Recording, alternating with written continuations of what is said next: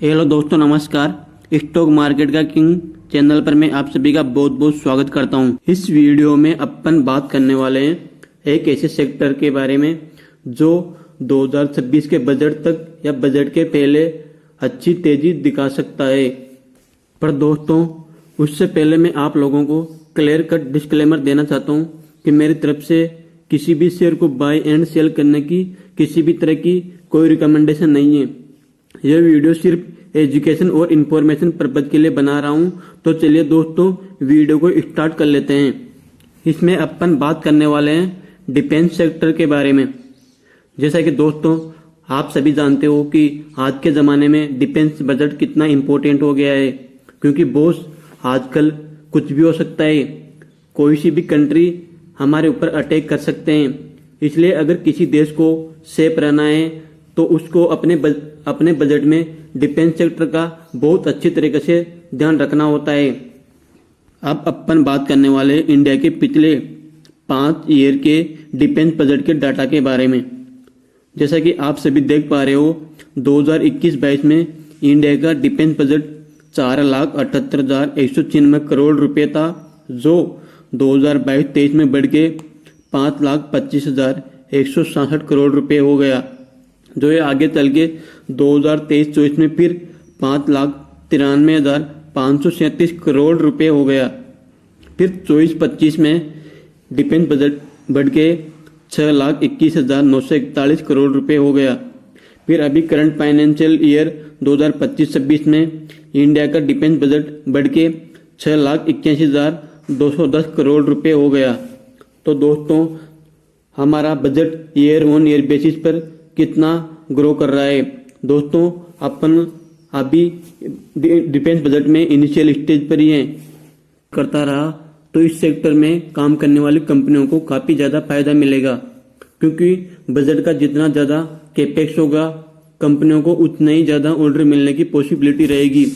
इस वीडियो में अपन जानने वाले हैं कि ऐसी कौन कौन सी डिफेंस कंपनियां हैं जिनको डिफेंस बजट बढ़ने पर ऑर्डर मिलने की पॉसिबिलिटी बहुत ज़्यादा रहेगी।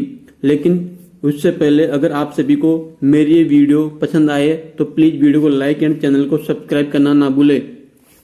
इसमें अपन सबसे पहले बात करने वाले हैं HAL कंपनी के बारे में। ये एक गवर्नमेंट डिफेंस कंपनी है। इसका पूरा नाम हिंदुस्तान एरोनॉटिक लिमिटेड है। ये कंपनी फाइटर जेट बनाने में काम करती है और इसके साथ ही ये हेलीकॉप्टर एंड एयरक्राफ्ट को भी बनाती है और उनके मेंटेनेंस को संभालने का काम भी करती है। अब बात करते हैं कंपनी के शेयर होल्डिंग पैटर्न के बारे में।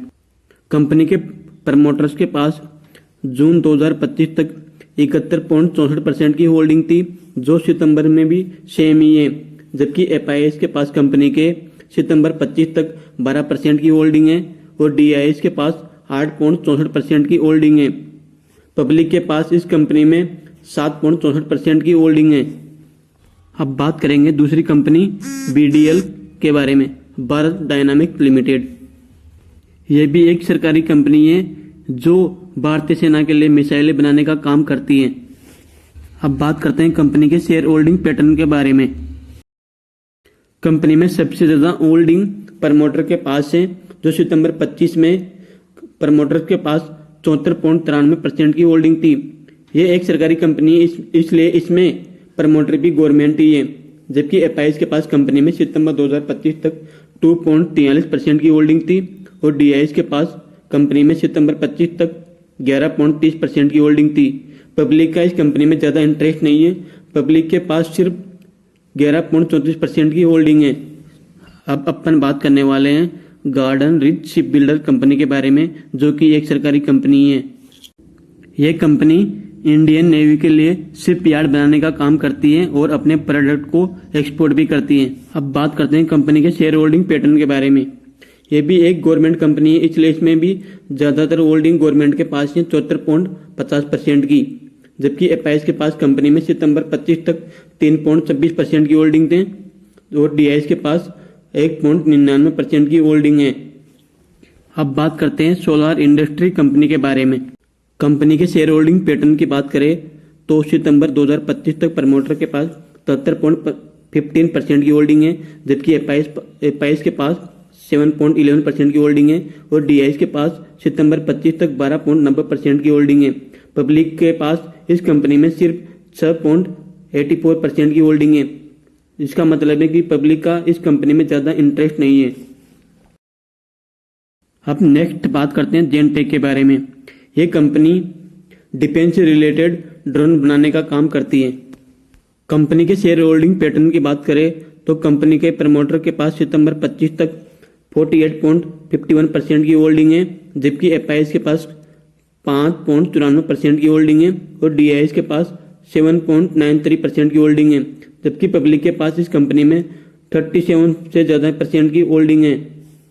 अब नेक्स्ट बात करते हैं Mazagon dock ship builder company के बारे में।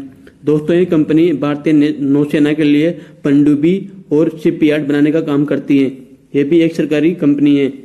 कंपनी के शेयर होल्डिंग पैटर्न की बात करें तो प्रमोटर्स के पास सितंबर 2025 तक मोर देन 81% की होल्डिंग है, जबकि एफआईएस के पास सितंबर 25 तक 1.97% की होल्डिंग है और डीआईएस के पास 5.65% की होल्डिंग है।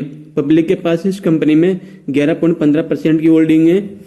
अब बात करते हैं अपोलो माइक्रो सिस्टम कंपनी के बारे में। कंपनी के शेयर होल्डिंग पैटर्न की बात करें तो कंपनी के प्रमोटर के पास सितंबर 25 में 50.33% की होल्डिंग थी, जो नवंबर 2025 में बढ़ के 52.41% हो गई, जबकि एफआईएस के पास इस कंपनी में नवंबर 2025 तक 7.83% की होल्डिंग है, जबकि डीआईएस के पास 1.38% की होल्डिंग थी। वही पब्लिक के पास 38.37% की होल्डिंग है। तो ठीक है दोस्तों, अपन ने इस वीडियो में डिफेंस कंपनियों के बारे में जाना है, 4-5 कंपनियों के बारे में, लेकिन ये 4-5 ही कंपनियां नहीं, डिफेंस में और भी बहुत सारी कंपनियां काम करती है। बाकी की और जो कंपनियां रह गई है, इसका मतलब ये नहीं कि वो कंपनियां खराब हैं, बहुत सी कंपनियां भी बढ़िया है। अगर दोस्तों आपको खुद को लगता है कि इंडिया इस सेक्टर में ग्रो कर सकता है तो आप इस सेक्टर की कंपनियों को स्टडी कर सकते हो। बॉस, अगर आपको बिजनेस समझ में आता है डिफेंस का तो ही कंपनियों को बाय करने के बारे में सोचना चाहिए, क्योंकि मार्केट में बिजनेस देख के ही बाय करना चाहिए।